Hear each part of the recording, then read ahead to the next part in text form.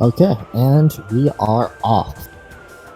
The first area in Metroid Prime is called the Space Pirate Frigate. It is completely separate from the rest of the game, and it takes around 5 minutes if done optimally. It's split into two parts.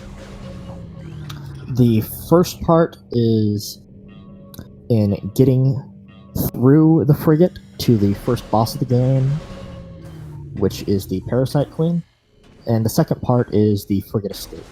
There are two ways that runners perform the frigate escape.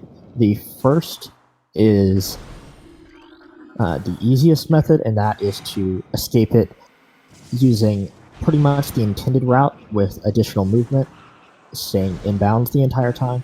And the other way, which is faster, is the frigate wall crawl route, in which almost immediately after killing Parasite Queen and navigating through 3 rooms, you go into a corner and perform what is called a Morph Ball Secret World in order to get out of bounds. And by wall crawling throughout the level, you are able to save around a minute in in-game time and almost 2 minutes of RTA.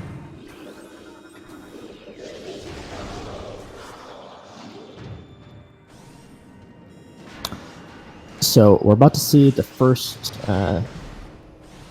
named trick of the run, which is Cody Ledge, where you jump on top of these monitors, do a DBJ to get up onto this pipe, then you get stuck against the collision and move your control stick back and to the left, which causes what's called a ledge clip that positions you up on the higher level, skipping having to go around the room and avoiding a older trick where you had to do a second DBJ, which is a double bomb jump, to get up to that higher level without going around the room. And that was much more difficult for most people, and it's also slower than the Cody Ledge. So here's a slight deviation from the normal 80% route, where our runners are going to be taking a safety save, because the frigate wall crawl is very easy to mess up and lose so much time that it's better to reset. In a race setting, most runners who decide to go for the frigate wall crawl take a safety save before the Parasite Queen fight, which if you blinked, you just missed it on Edzan's side. Vertigo's having a little bit more trouble as his cycle for the force field was not ideal. Evacuate immediately. Evacuate immediately. The way Edzan was able to kill the Parasite Queen was that the Parasite Queen has a weak spot on her mouth, and normally you have to scan her in order to be able to lock onto that, but the weak point is always there, so if you just aim up and perform a technique called rapid fire missiles, where you hold up on your C stick and then spam Y, you're able to shoot missiles far faster than intended, allowing you to kill her almost immediately. And there you saw Edzan perform the Morph Ball Secret World to get out of bounds, and now he's going to be navigating several rooms in order to be able to get out to where Samus's ship has been parked. Vertigo also getting the Morph Secret World. And now Edzan's demonstrating a technique called Aether Jumping. Basically, every room is inside of a box, and if you're outside that box, you slowly float up. However, and you are unable to jump when you are outside that box. However, when you walk out of that box, or off any ledge in the game, really, you have a 3-frame window to jump, and by doing that repeatedly, you can climb rooms like you saw Edzan do. Unfortunately, Vertigo had something go wrong during his frigate wall crawl, so he has reset to a save station, If he desired to, he could request a gentleman's reset at this point, which is a special rule that we put in place for the tournament, where if either runner messes up badly or has something go wrong badly in the frigate, as long as both runners have not made it off a frigate, either runner can request a gentleman's reset where both runners just start from the beginning of the run. Yeah, and Edzan's escape was excellent. Here, you should be able to see the Parasite Queen fight hopefully go a bit better for Vertigo. Still not a perfect fight, but it is difficult to get the perfect fight set up when starting from the save station. Now that Edzan has completed the frigate sequence, he is on Talon, and he's immediately going to be doing, well, after taking this save, he's going to be doing a scan dash off to the right, which lands him on a ledge, and from that ledge he's able to go to where the space jump boots are. The space jump boots are intended to be a late early to early mid-game item in the progression, but thanks to that trick, we're able to get it as our first item after having lost all of our items in the frigate. And with the use of the space jump boots, we're going to be able to kind of break the game's intended route wide open.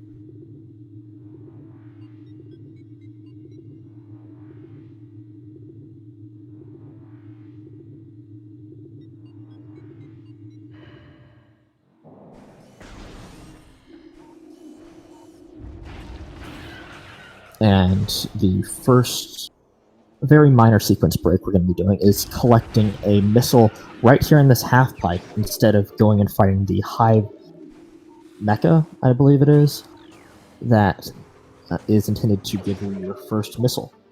Luckily, every missile in the game is identical, so we can just collect any old missile expansion and have access to our missile. We also pick up an energy tank at this time, as it is quite quick, and you will be needing a good amount of energy in order to make it through the game.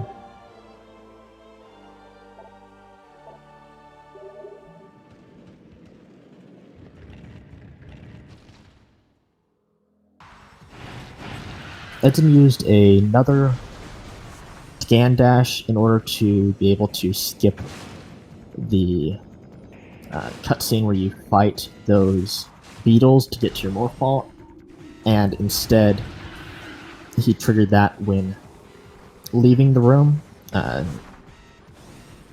While technically seeing that cutscene does lose a little bit of RTA, it's still what is done because the Metroid Prime games are timed for using in-game time, and you lose no time when doing it that way.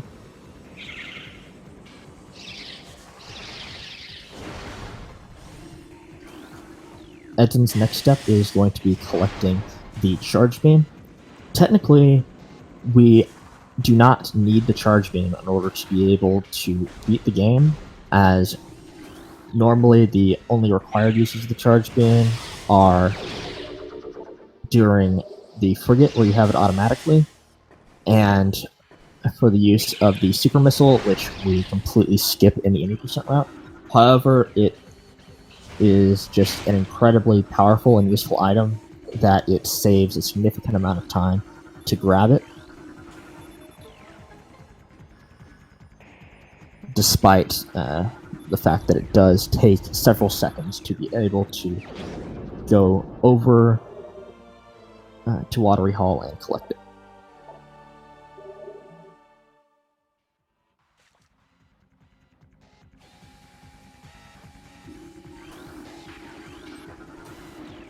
And if you're fighting Exo, it also saves time there.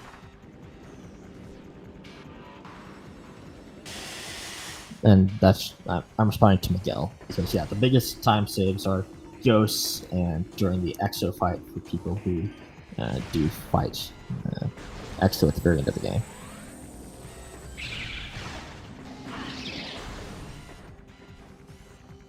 It's also good for Ridley.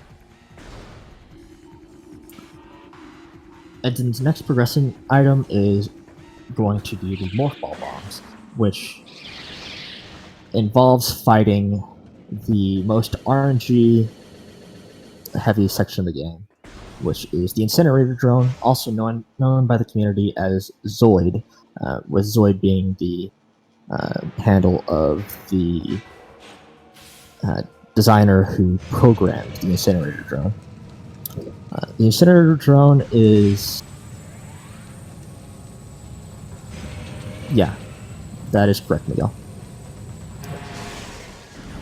As I mentioned, the Incinerator Drone is the biggest section of the game where you're going to be losing time consistently due to RNG, and that is because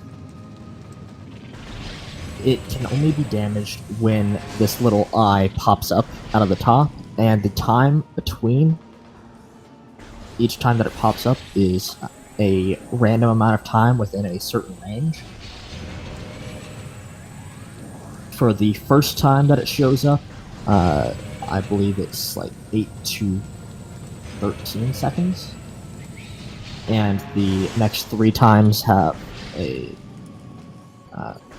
slightly longer base time and end time, and it has a chance to come up. I believe it's every frame within those time frames, and then if it exceeds the time frame, it will come up the next frame afterwards. Which means that it's much easier, or much more likely, to get a very bad time than to get a very good time for Zoid. And generally, how people tell if they've gotten a bad or a good fight during a run is if they hear the music loop. So you just saw Vertigo shoot a missile at that door, and that is because later in the game we are going to be coming through this area while under the effects of what is called Light Show, which is a side effect of the infinite speed glitch. And in order to get rid of Light Show, we need to activate some sort of cutscene, and the closest cutscene that is on the way is the save station. Unfortunately, in Light Show, we are unable to shoot missiles that will actually have any effect. So we open up the door now, and so that it will be available when we need it later.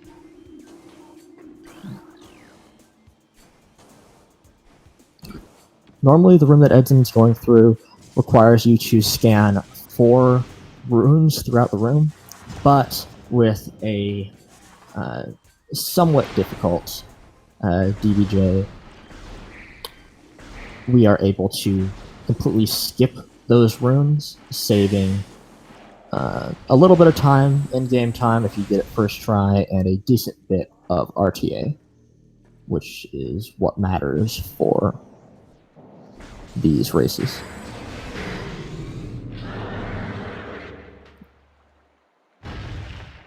Next, Edzen's fighting Flagra. Flagra is a pretty simple boss when done the intended way, and all you have to do is shoot these mirrors that are around the room. You shoot 1 for the first phase, 2 for the second, and so on until you get to the 4th phase, where you have to shoot all 4 down. And when you knock the mirrors down, the Flagra falls over and tentacles retract from these morph ball tunnels, allowing you to get to the bomb slots. However, it just so happens that after you do the first bomb slot the intended way, all of the bomb slots activate. And they are actually just hitboxes that are vulnerable to bomb-type damage, meaning that if we can get close enough to them from outside of the slots and drop a bomb so that it will hit that hitbox, we can completely skip having to shoot the mirrors, making the fight much quicker and reducing it to basically a series of cutscenes with less than 10 seconds of gameplay throughout the entire fight, which has earned Flagra the nickname the cutscene boss. There are a couple ways to be able to do the flogger fight without using the intended method. You can just jump to the sides of the tunnels, or you can do what Edzan did, which is do a few dashes to just make it quicker. Also, in going fast with those dashes, it's less likely that Flogger will have time to get off an attack on you, outside of the attacks that she makes between each phase during the cutscene, where she will swipe at you 8 times. Vertigo is showing off a cool little BSJ, which is slower than jumping on the hives optimally, but definitely looks cool.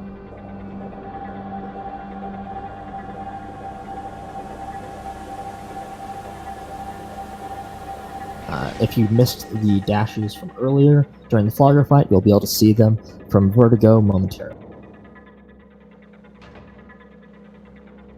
The next action that Edzan's going to be doing is the biggest sequence break of the run, as far as time saved by doing it. And that is getting the Artifact of Wild earlier than you're supposed to. Basically, after you've defeated Flagra, we come into the tower here and drop down partway along the side of this wall. And that hits a trigger which changes the layer of the sun chamber where you fight Flagra. Then, by holding against the corner of that wall, we are able to have enough friction that we can perform an infinite bomb jump that is not normally possible outside of a situation where we have that much friction, allowing us to get up to the sun chamber for a second time, where we now fight these ghosts in order to get the Artifact of Wild. Normally, the game intends for us to need both the Super Missile and the Spider Ball in order to be able to get back up to this fight, and both of those items are locked behind about the midpoint in Fendrana during a casual. And doing this skip saves around 15 minutes.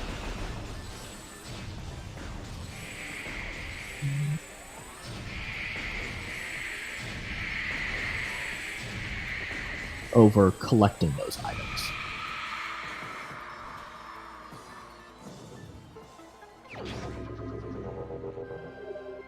Normally, without the X-ray visor to be able to damage the ghosts at pretty much any time, fighting them is a massive pain. However, we can make it a little bit less of a pain by performing what's pretty much a stun lock combo, where if you hit a ghost with a charge shot, just as it is beginning to dash, it will instead get knocked back, and if done properly, you can combo a ghost all the way until the point that it dies. However, it is quite easy to have that go wrong.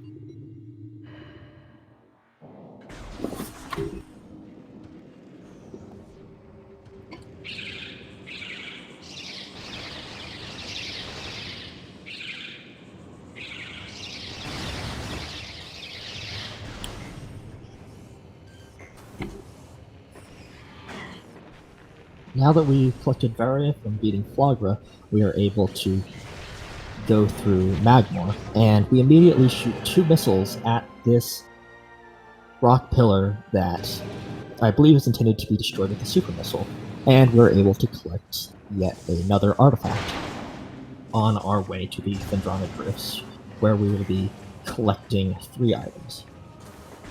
The Boost Ball, the Artifact of Sun, and the Wave Beam. The trip in order to get to Phendrana is pretty short and straightforward, but there is some pretty cool movement that we use in order to be able to optimize getting through the rooms, including a very nice dash that you are going to be seeing from Edzan momentarily that skips having to go all the way around the room and gets us right to this tunnel. Because this is a race, almost all runners are going to be collecting this energy tank, which is referred to as the race tank. It loses about 8 seconds, but it makes the run much safer as you get a whole extra energy tank of hit points compared to what you would normally have.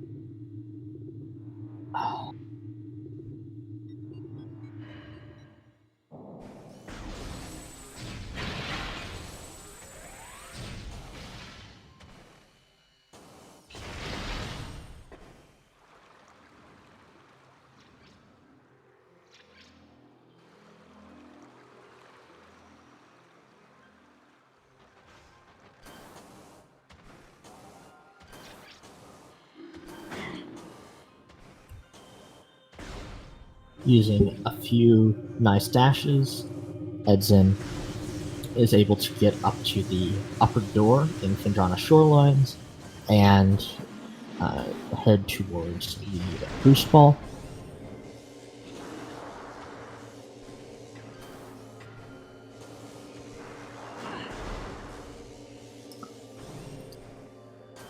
Up to the point that we collect boost ball, the fastest form of movement available to us is using dashes. However, with the boost ball, we are able to get to a higher level of speed when moving through many rooms, provided that you are not holding forward on the control stick, making the boost ball the fastest form of movement in the game.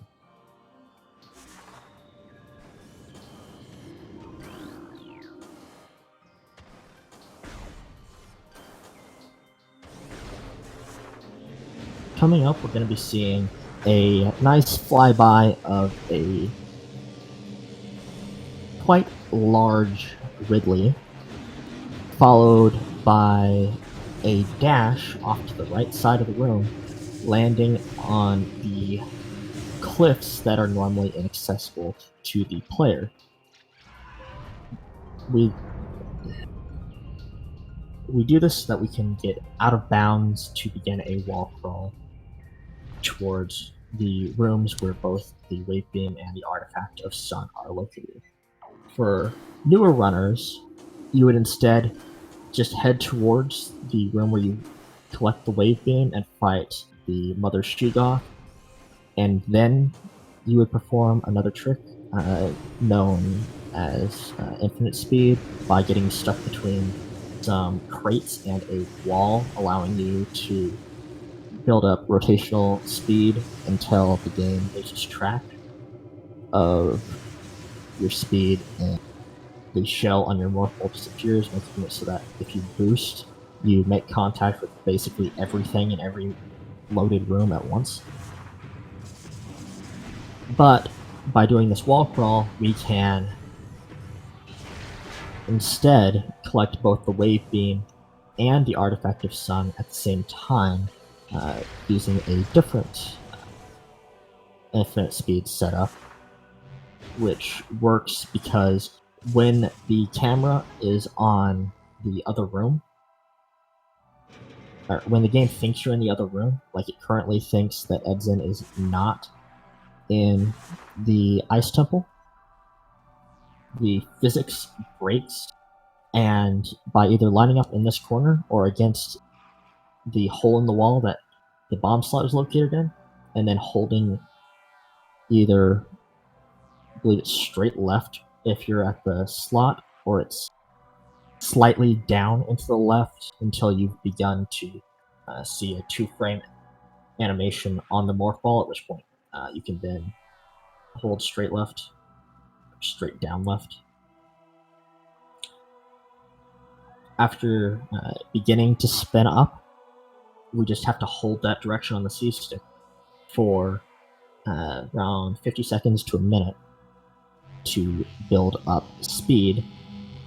And then once we built up enough speed, you will see that the shell of the morph ball disappears, and then all edzan has to do is boost twice, and both the wave beam and the artifact sun will be collected simultaneously. Yeah, Vertigo is a bit behind right now. However, this is a Metroid Prime race, so anything could happen.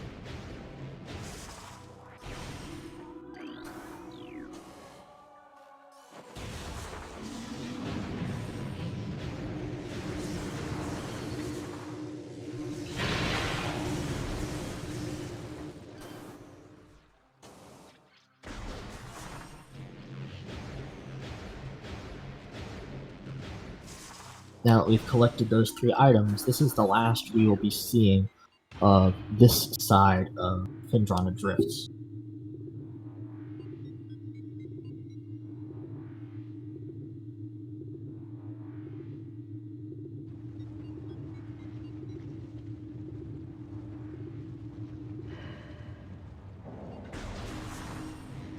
Our next destination is to pick up 1 artifact in Magmore, then head over to Talon in order to be able to quickly access the front side of Chozo. Unfortunately, edzan did miss the dash, so he's going to have to climb back up to the top of the room in order to be able to get to the room with the artifact in it. And it's little things going wrong like that that make it so that Vertigo still does have a chance at getting back into this race.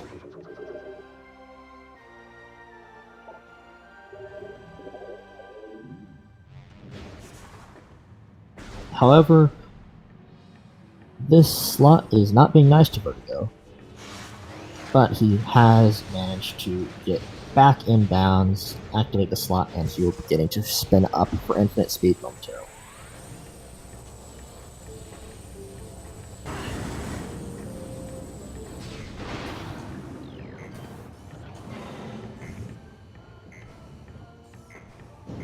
Once re-entering the Chozo ruins, edzan is going to be performing another sequence break in order to collect the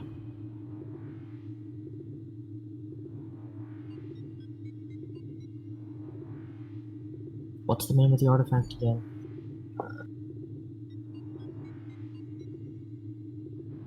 Life Giver? Which is located in a room adjacent to the Tower of Light. Normally, in order to get to the Tower of Light, you need Boost Ball, the Spider Ball, and the Wave Beam. And in order to get to the artifact, you are intended to also get the Gravity Suit. However, we're able to skip the Boost Ball and Spider Ball requirements using dashes and sandball terrain, and we are able to skip the requirement of having the Gravity Suit by performing an underwater slope jump. Slope jumps are a mechanic where if you jump just as you're making contact with most slopes, you will get significantly more upward speed than you're intended to, allowing you to reach higher and further away places than you should be able to with just a normal jump plus space jump. However, it just so happens that if you perform a slope jump underwater while not having the gravity suit,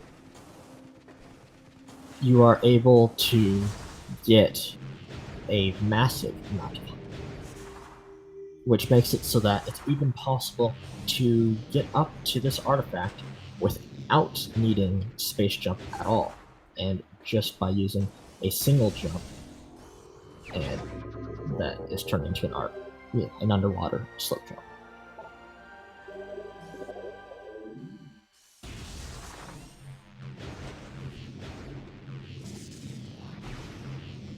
In case any of you didn't get enough of seeing a player hold a direction on a stick for a minute, we're going to be seeing that just in a few seconds from Edson's side, where we are going to be entering the magma pool in the ruins, where there is a powerbomb expansion hidden behind a powerbomb wall that is on the far side of the room. However, by getting stuck between the boxes on the near side of the room and the wall, looking at a certain angle, and then morphing and holding down left, we are able to begin spinning up to get infinite speed, and using that infinite speed, we're going to be able to collect this powerbomb expansion much earlier than we're supposed to be able to have access to powerbombs at all. And with this expansion, we're going to be able to get the X-ray visor, an artifact, and access the phazon mines from the back entrance, which saves several minutes over the intended route, which would cause us to have to go through the front entrance of the mines and would make us have to visit the phazon mine twice.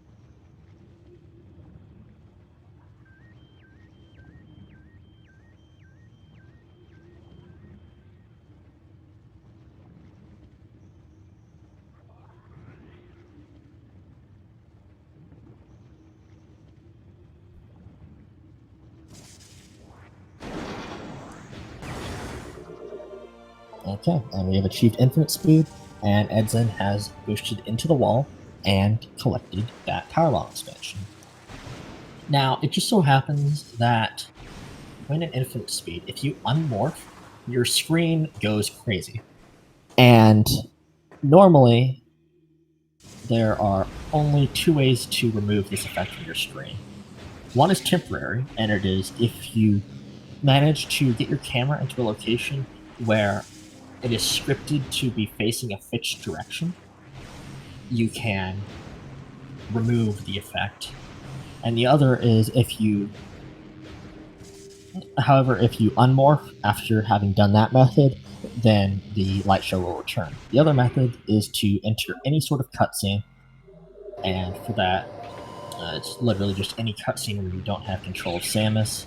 So, story cutscenes, save stations, and elevators are all valid choices that permanently the effective light show. For any of you who've played the game casually in the past, you might know that in order to get to the Hall of the Elders and get to the light beam, you're supposed to have done a puzzle involving several bomb slots, but both Edzan and Vertigo skipped that, and because of that, this door is currently locked. However, in Gathering Hall, we are able to get out of bounds by using some standable terrain and a pretty precise slope jump, and by then wall crawling, we're able to completely skip that puzzle, as well as skip the ghost fight that you normally are supposed to have in the Hall of the Elders before being able to get your ice beam. Unfortunately, Edzan has fallen. Luckily, when you're learning this trick, which is known as Ice Beam Before Flagra, or IBBF, however, because in the current route it is done after Flagra, is referred to as IBBF after Flagra or IBBF AF. When you learn it, you will fall in this room a lot. So, recovering can be much easier than recovering in many other rooms because you will have become used to it. And here, Edzan is going to be getting back in bounds by having the saw load around him. And thanks to that, he has skipped that ghost fight, at least temporarily, and is able to collect his Ice Beam.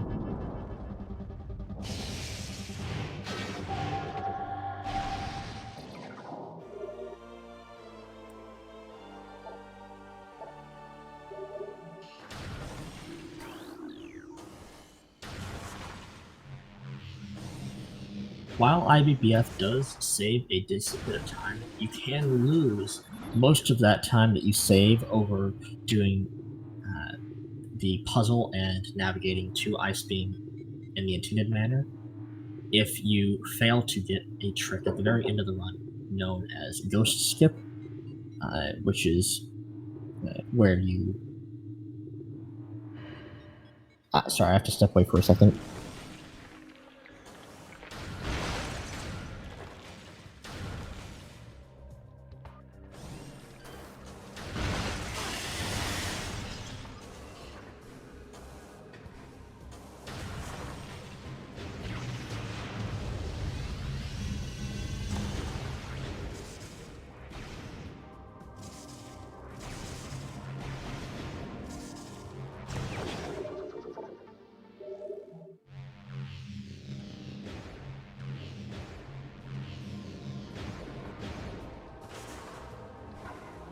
Sorry about that.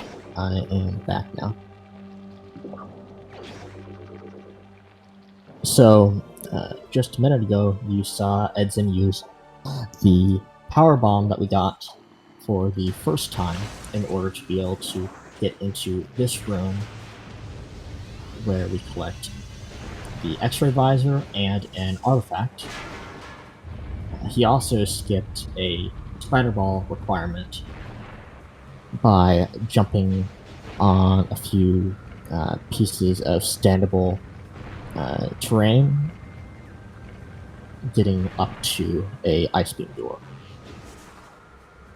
Now, in order to leave this room without having to fight some ghosts that are supposed to show up here, he's going to be jumping on this rock just to the right side of the rock in the middle of the dome and performing a R jump in order to be able to get back through Life Grove Tunnel instead of having to get up onto the top of the tower and then getting into Life Grove Tunnel by falling down.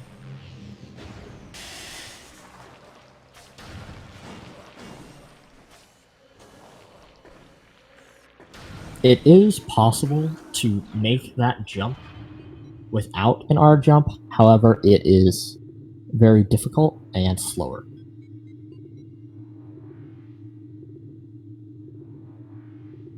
Nice little high five between the runners.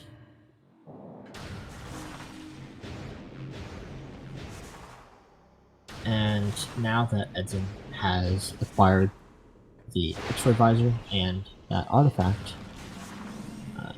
he's going to be heading back to Talon, taking a save at the ship in order to refill energy missiles and have the safety that comes with the save. Oh yeah, and refilling his power bomb, if he did not do so already. And then he'll be heading into Magmal Caverns through the Root Cave entrance, allowing him to get straight to the far side of Magmal Caverns, where he will be able to collect his Plasma Beam. In order to collect the Plasma Beam, we'll need to skip one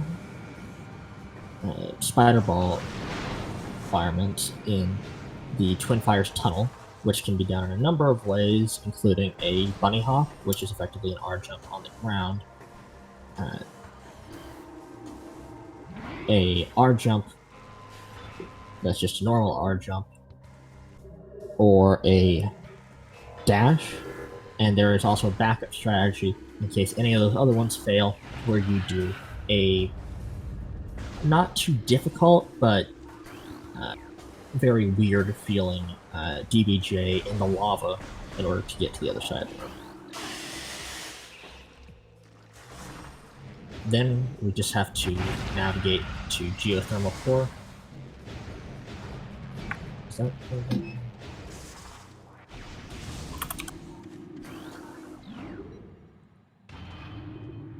Yeah. And skip the grapple beam requirement in that room, either by doing a slope jump along a wall to get on top of this pillar / console thing, or jumping from a rock onto that same thing, and then either using another sandable piece of terrain, just jumping to the lowest of the 3 spinner platforms, or doing an R jump just straight from the console directly to the platform.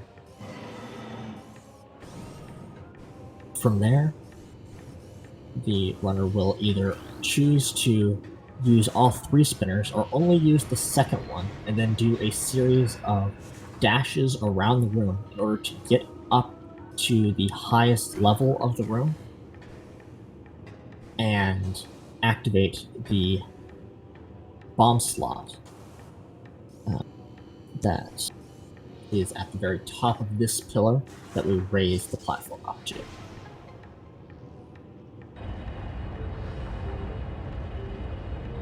Here, you are also intended to do this large spider ball track. However, we can skip it by jumping on top of it, and then either doing this R jump, or by jumping to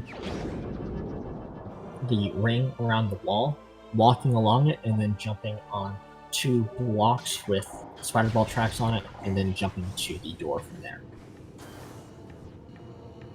Completely skipping the spider ball requirement for this room.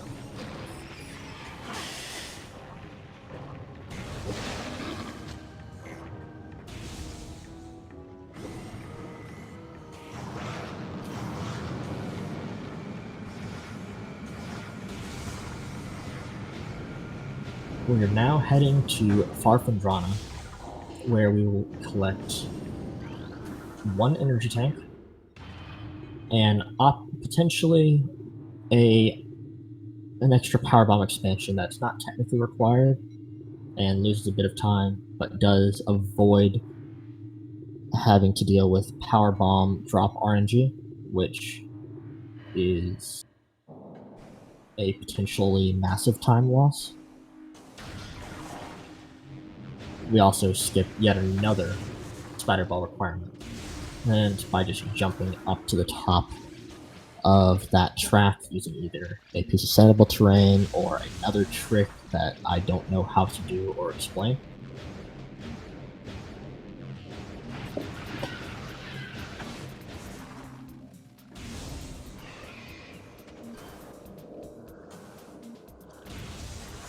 So we're collecting 1 artifact just off of the edge of Fandrana. Edzan is going to be completely ignoring the 2 flying pirates here and getting right up to this area. He is choosing to get that extra power bomb expansion.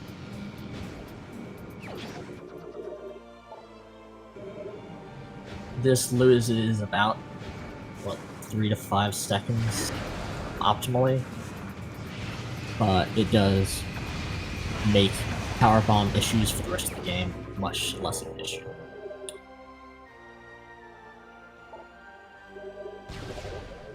One fun fact about that power bomb rock that blocked off the access to that plasma door is you can actually shoot through it with a charged plasma shot. So you could activate that door and then drop a power bomb, and when the rock exploded, the door would be open.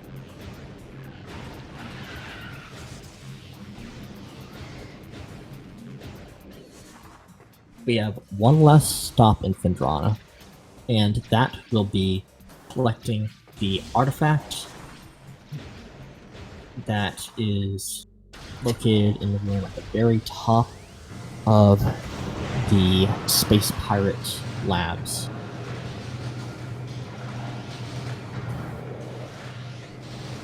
Normally, you're supposed to go through the labs from the front side of Phendrana and then come back to them later in order to be able to collect this artifact with the use of the plasma beam. And technically, because we have the plasma beam, we could use the intended method to do the actual collection. However, that's slow. So instead, we jump on some boxes, align our aim so that we can shoot the weak point on the tower, and then jump so that we can shoot over a force field and knock the tower down without having to destroy the window with the plasma beam and shoot the tower through that.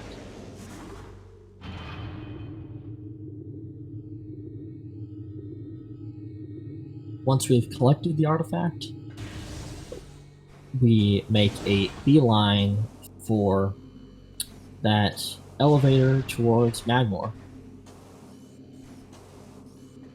And we will be entering the Phazon Mines from the elevator that just happens to be a couple rooms away from that entrance to Magmore.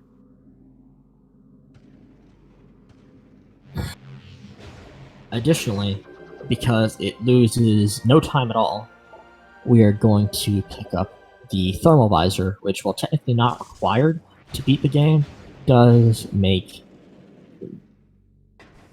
navigating through one room in lower mines easier because you can see better, and it also makes fighting Essence easier, as you do not have to do a phase where she or it is completely invisible to any method of sight.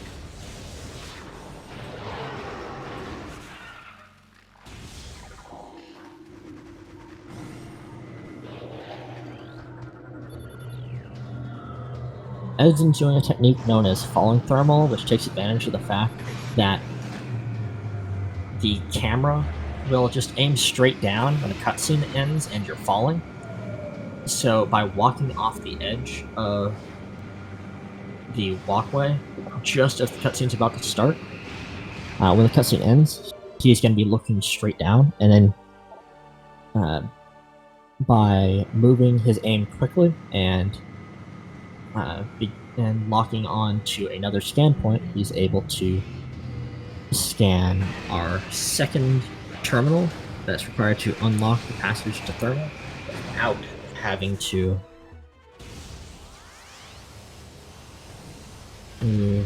wait and scan it after the first cutscene has happened and having to align view. It just saves some time and is the way that you're able to really make grabbing thermal visor lose no time.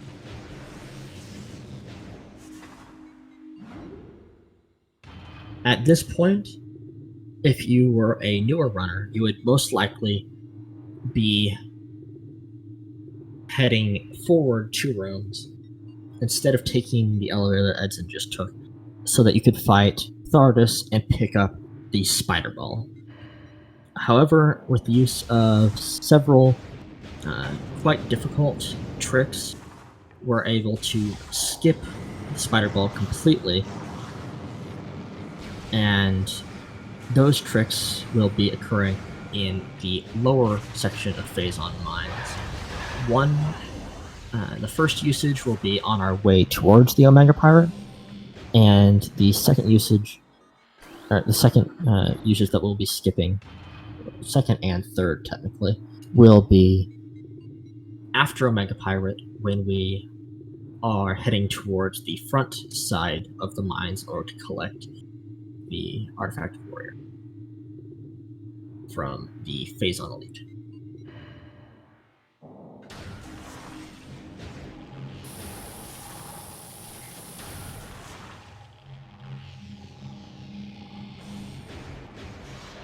Those usages will be in Metroid Quarantine A, and then in Elevator Access A and B.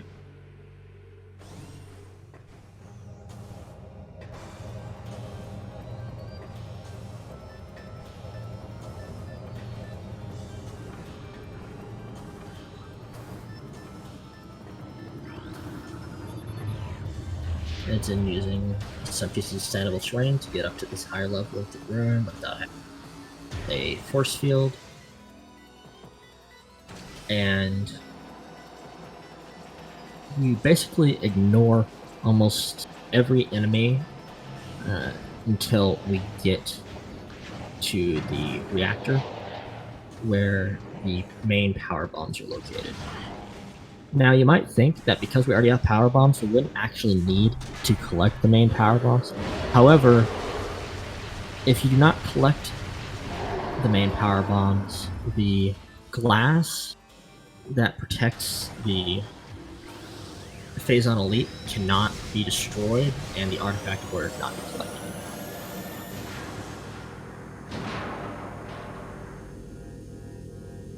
Also, because we collected the X-ray visor earlier, you can actually see what that drone looks like and see that it's a normal drone, just happens to be invisible. Normally, you would never see that if you did the game in the internet. Edzan attempted to skip this Morph Ball maze, which is also created by Zoid, and it has, I believe it's 300 or 400 possible layouts of varying lengths.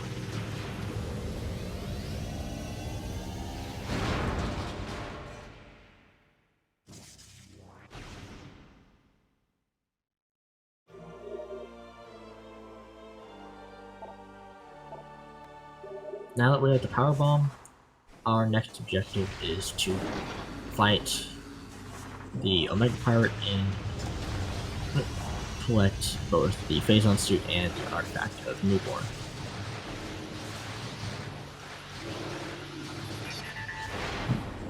Most runners would first collect the Phazon suit and then the artifact of Newborn, but runners of this level will likely instead be doing yet another out-of-bounds sequence in order to collect the artifact of Newborn early.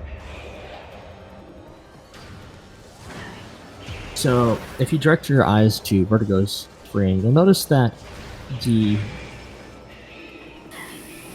elite pirate that he fights there does not ever start attacking, and that's because there happens to be a quirk with how they're programmed that if you never walk in front of them, then they don't start their actual combat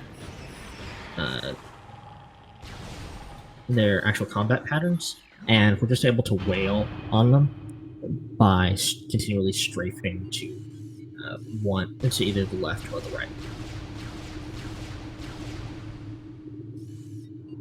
And Vertigo has just pulled off the maze skip. It took a couple tries, but I do believe that is the first maze skip of the tournament.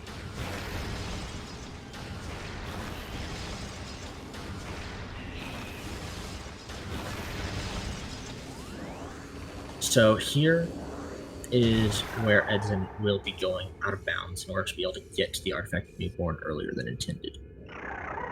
We're able to do this because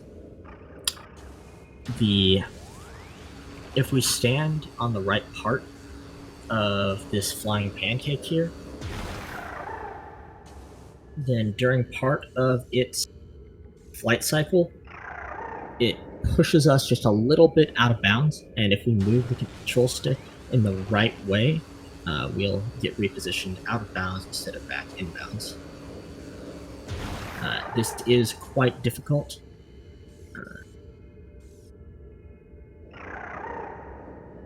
Because I didn't mention it earlier, when Edzan was going through MQA like Vertigo currently is, this is the first part of Mines where we will be doing an additional trick in order to skip the spider ball. It involves jumping, using a slip jump to get up to that piece of metal, and then using either a Metroid that comes up in front of you, the missile expansion off to the right, or a very tricky and pretty much never used R jump to be able to get to the ice beam door. Meanwhile, Edzan has managed to get out of bounds, and after transitioning to the next room, is going to be attempting to clip through the side of this room in order to be able to get up to where the artifact of Newborn is. It was a little bit sketchy there for a moment, but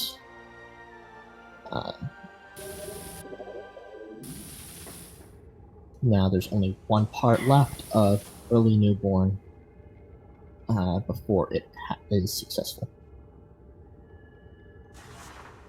Meanwhile, because of all of the trouble that Edzan had getting Early Newborn to work, Vertigo is much closer now than he was before, and it looks like Edzan might have soft lock.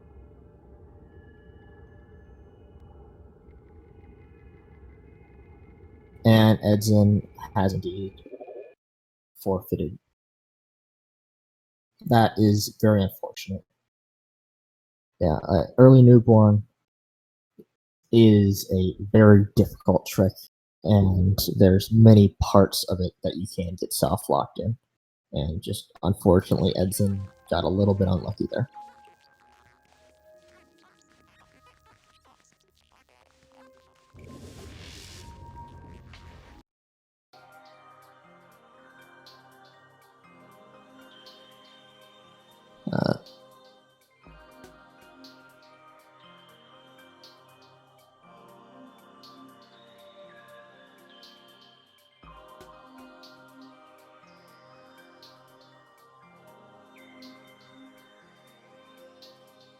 Now, technically, in order to win the race, Edzan got soft locked in Early Newborn Miguel just at the very end when trying to get back in bounds.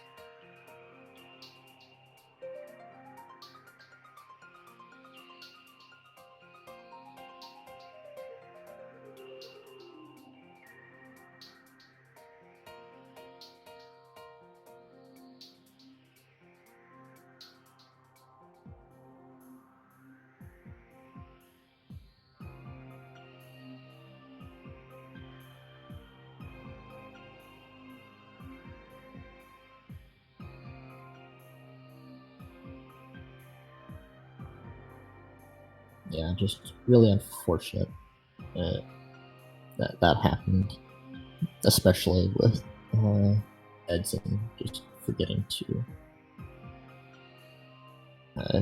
take the safety save after collecting the main power bombs.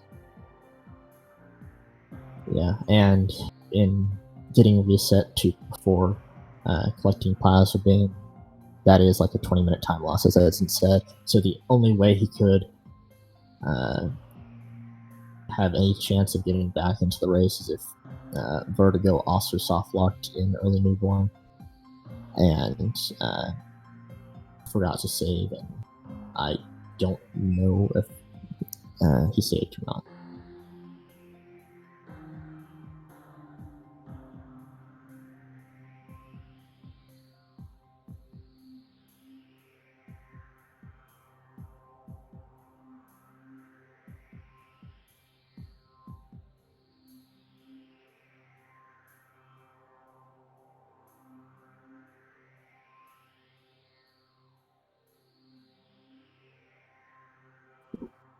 Vertigo also attempting the same part of early newborn, and first attempt didn't work out, but the second one has, and from here there's basically nowhere that the one could actually go seriously wrong, as he can take a safety save before Omega Pirate and then just continue through the end game. Because as in forfeited, as long as Vertigo completes the race or completes the run, then he is the winner. And it's really unfortunate that happened, because edzan was in the lead by a good little bit, and this could have been a very close race going into the endgame.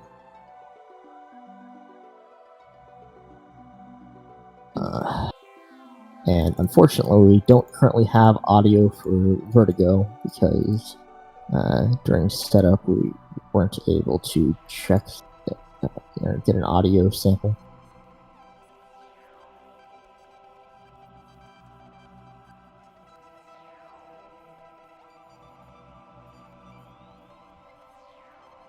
So, as I mentioned earlier, Elite Pirates have that gimmick with their AI where we're able to just keep them turning infinitely. And the Omega Pirate happens to have that same gimmick, which allows us to keep him from doing anything while we destroy his 4 pieces of armor. As long as we start the fight by going to either his right or left, and then we skip the cutscene. Then using for any percent runs, there's 2 different methods that you'll see people use in order to get a 1 cycle Omega. The first is to use 6 fully charged plasma beam shots, and the second is to use 4 fully charged plasma beam shots and then end the Omega Pirate using a power bomb. With the 6 plasma beam shot, you have to have fully charged shots for every single shot, or else you will not kill him in 3 pulls. However, it's possible, if you were fast enough, to be able to recover if he just has a little bit of health left. But with the power bomb method, there's a much larger margin of error on the plasma beam shots, as long as you get the damage from the power bomb off.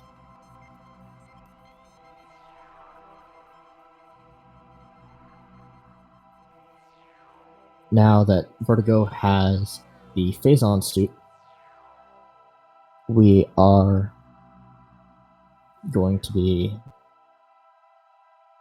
heading up through the Phazon mines towards the front side.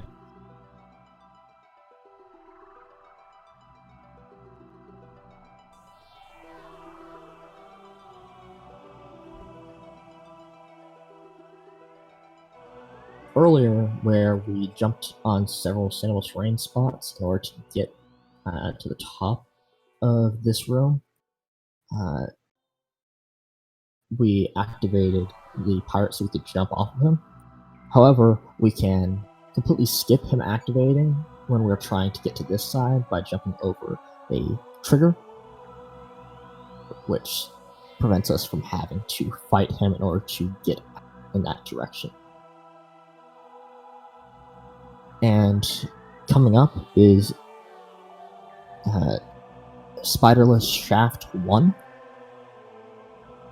In order to climb this room without Spider Ball, we need to start by doing what is known as a bomb space jump, which takes advantage of the fact that after unmorphing, or after leaving the ground while morphed, there are 21 frames in which you can jump. And normally, when you unmorph midair, you have an animation that takes well over 21 frames, so this would never be something that would normally happen. But if you have your camera get blocked, you can get an instant unmorph, where no animation happens, and you can get that jump off. So, using that jump, we get onto a piece of standable terrain, and then from there we either jump to another piece of standable terrain, or from the first piece of standable terrain, we jump directly next to the left side of the spider track. And with a very thin area that you can stand on, we jump up to the top of the room. For Shaft 2, it's just a series of slope jumps and areas of standable terrain, including a very annoying rock. But as far as movement mechanics go, it is easier than Shaft 1. Just like the normal elite pirates and the Omega pirate, the Phazon elite is vulnerable to the same walk to the side technique, and with the use of 25 missiles, we are able to kill him and collect our artifact.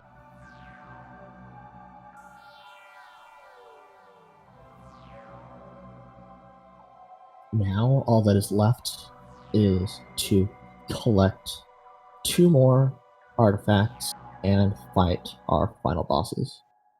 The first of those artifacts is under the Chozo statue in Hall of the Elders, and in order to access it, and the reason we did not grab that earlier is because it requires the plasma beam in order to be collected quickly.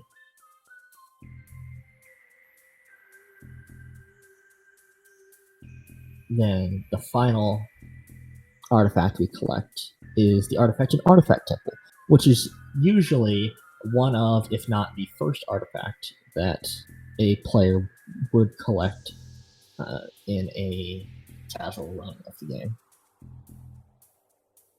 So immediately after collecting that final artifact, the fight with Ridley begins, and that is the first of our 3 final bosses.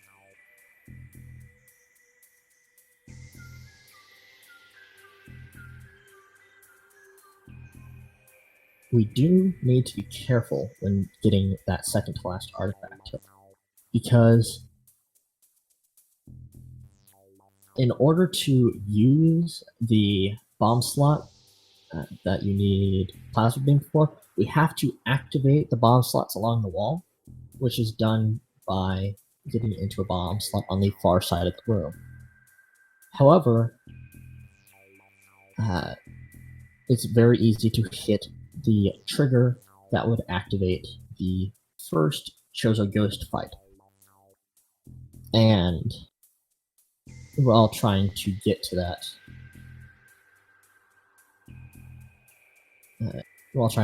slot, so we have to avoid that in order to save time. There are a few ways that you can do that, but the way that we're most likely to see from Vertigo is a dash onto a peg that is pretty much right next to the bomb slot. Then, after activating the bomb slot, he's going to be rolling off the platform and unmorphing so that he lands once again on that same peg. Instead, he is doing a slightly different method for the first part of it, at least, where you just jump on some spots on that platform and then to the peg. Then he's doing that second unmorph onto the peg and dashing to the other side of the room, shooting the bomb slot, and then all he has to do is go into the room below this statue and collect the artifact. He also uses an instant unmorph to be able to shoot straight down with the ice beam earlier than you would normally be able to.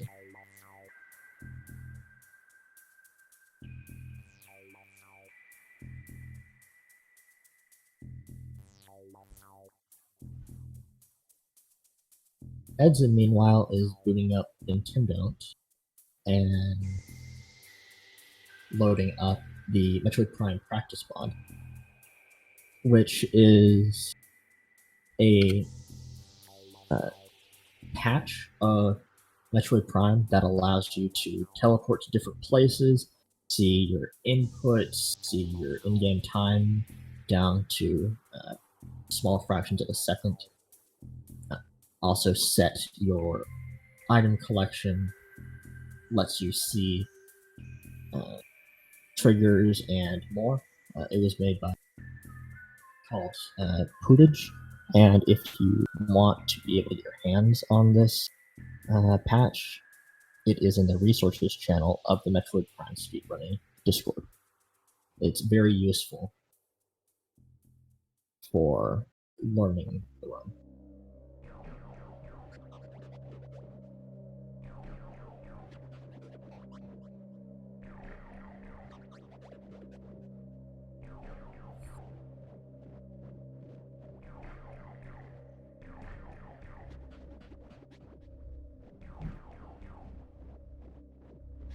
So Edzan is now practicing / showing off something that we'll be seeing Vertigo do in just a couple of minutes, which is skipping the second to last boss of the game, which is the Metroid Prime exoskeleton.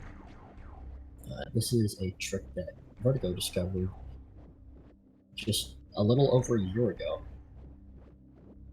which saves, I think it's almost a minute and a half to 2 minutes over a optimal 80% exo fight if done properly.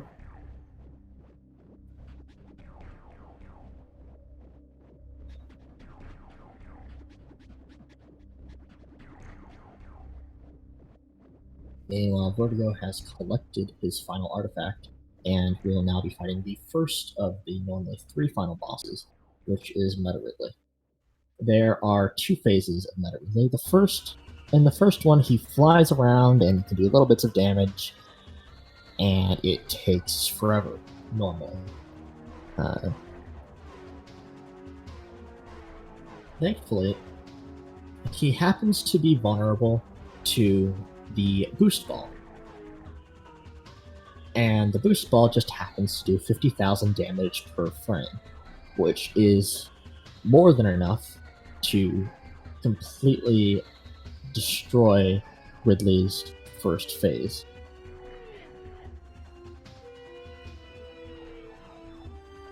His second phase is not vulnerable to it, which is the only reason he does not just completely die in that one frame of damage.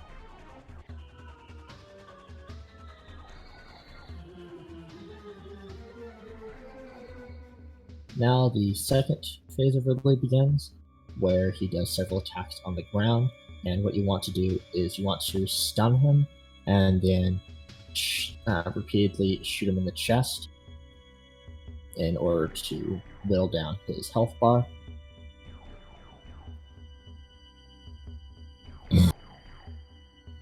If you're lucky, you'll only get attacks which are very easy to stun him out of, such as the kind of screaming straightforward attack you've been seeing repeatedly. However, if you're unlucky, you'll see the attack where he rears backwards and then charges forwards, and if you stay locked on when trying to stun him, it is impossible to actually stun him because his hand will block the shot. So if you want to be able to do damage whenever he does that attack, you have to manually aim at his mouth's hitbox while avoiding the hitbox of his hand, which can be quite difficult. And Vertigo got pretty unlucky with how many times that happened, but the fight is now over. The final area of the game has been accessed. Vertigo taking a safety save because it is possible to... Wait, did that say the game was not saved? I believe it did. Okay, let's hope that Vertigo does not soft lock during exo skip, as then he would have to fight Ridley again.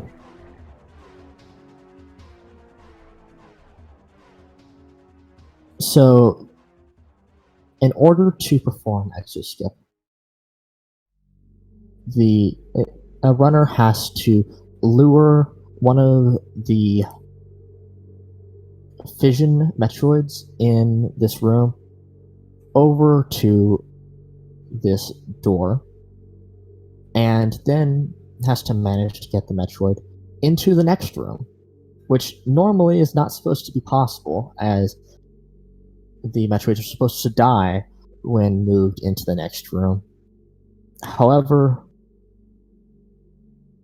it is possible to get the Metroid into the next room by kind of tricking the system.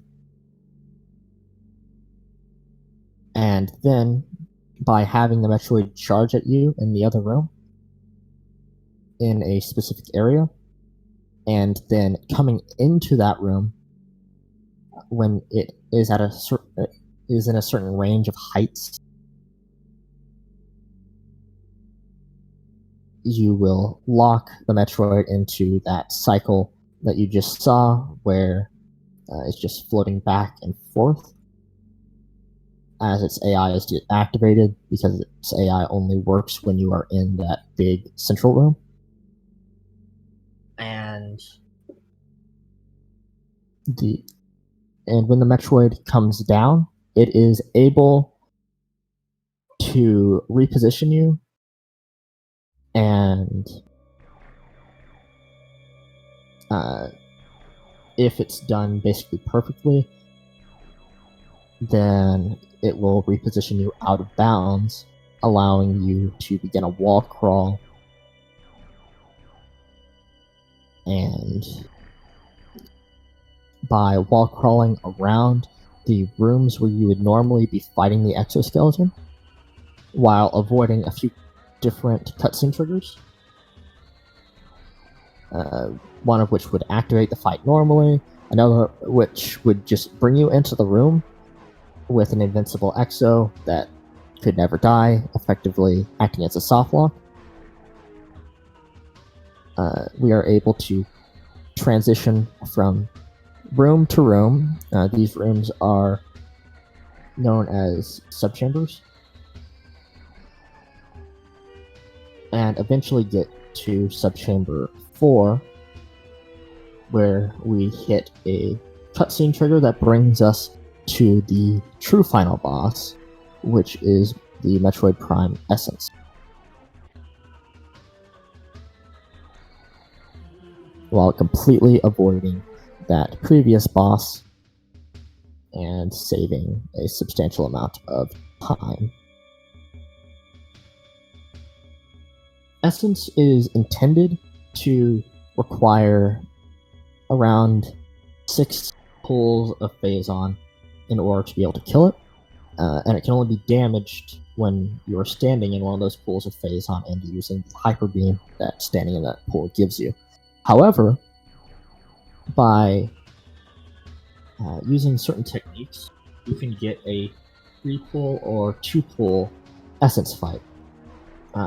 Both of those happen to be the same speed, but the 3-pull is easier and much more consistent. In order to do a 3-pull Essence fight, the first technique you'll be using is known as attack canceling, which basically is between each pull that Essence lays, it has to do a certain amount of attacks before it will lay the next pull. So, if you attack at a rhythm such that every time you shoot happens to be just as Essence is beginning an attack, that counter will go up, and you will but the animation will not play out, allowing you to spawn the next pull much quicker, while also doing a substantial amount of damage. You do that for 2 pulls, then on the 3rd pull, you walk in and out of the pool while firing, which is called pool canceling, allowing you to do a ton of damage while not using up the phazon in the pool. And then once we've done enough damage, we can just drain that final pool to finish off Essence. And congratulations to Vertigo on finishing his run.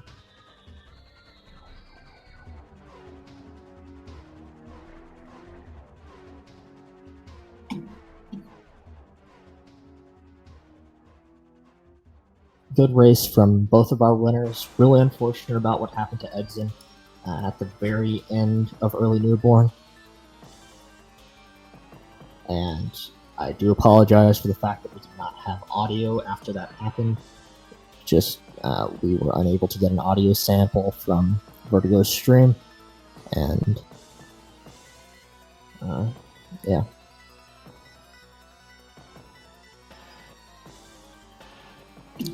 Now that both of the runners have been marked as complete, yeah, at one point you were around 3 minutes ahead, Edson.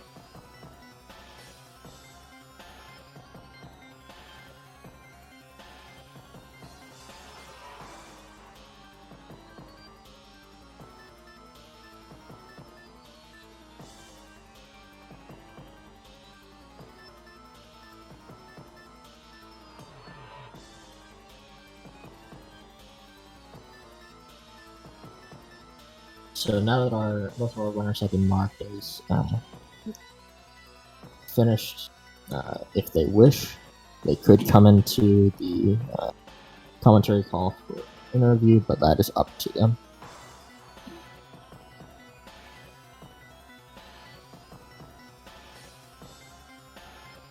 And Vertigo has finished the race with an in-game time of 57 minutes, which is not bad at all.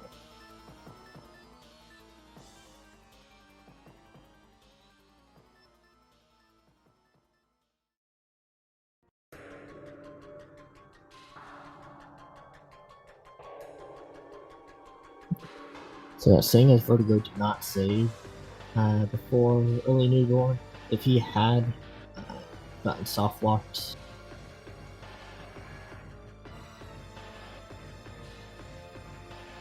then Edzan could have been back in the race, and he could have unforfeited at that time.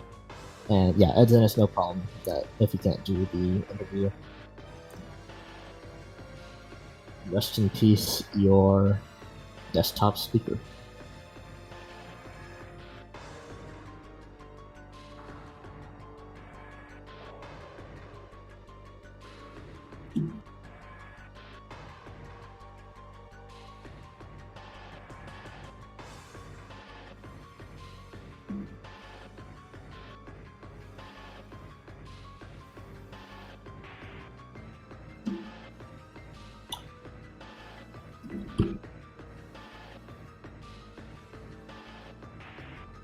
Make sure to follow both of these runners. They are top level runners, and you can see runs of this caliber or better from them quite frequently. There are channels.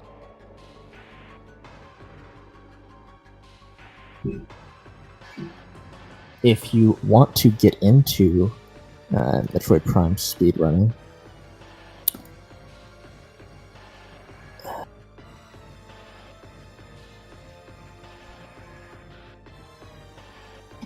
then we do have a Discord, which has resources for learning both Prime 1 and Prime 2. You can also interact with some of the highest level speedrunners, and sometimes even get advice on how to improve your runs. This is also where you can find tools for learning the game, such as the practice mod that you saw Edzan using, as well as any percent tutorial that, while slightly out of date, is still very useful, made by Remy, as well as several different tutorials on smaller parts of the game as well as yeah, it really was unfortunate that early mode weren't soft locked. It would have been really cool to see both runners finish their runs today.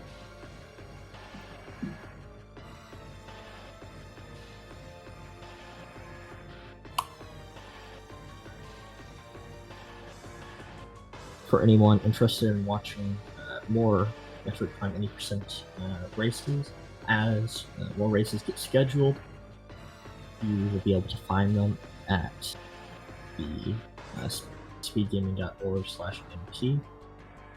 Currently, we do not have any more races that have already been scheduled, but that will be changing soon as we begin the next round of the tournament.